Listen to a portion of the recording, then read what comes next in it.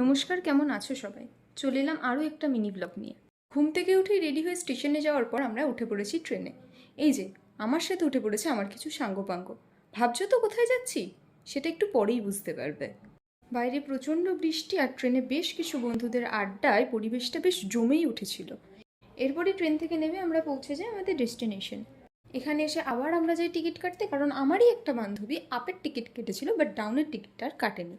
এরপর আমরা স্টেশন থেকে বেরিয়ে পৌঁছে যাই কলেজের সামনে। হ্যাঁ, ঠিকই ধরেছ, এটা ছিল আমার ফার্স্ট ডে অ্যাট কলেজ। 1 নম্বর গেটটা বন্ধ থাকায় ঘুরে 2 নম্বর গেট অব্দি আসি। এরপর কলেজের ভেতরে গিয়ে আমরা আমাদের রুমে বসি।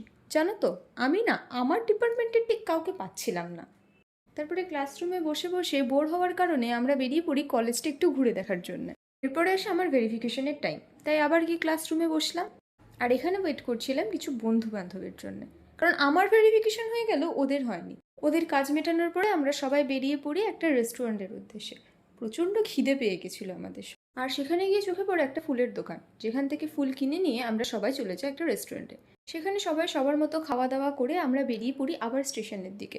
বাড়ি যেতে হবে তো, তাই। আর সেখানে গিয়ে আমরা জানতে পারি আমাদের ট্রেনটা লেট আছে।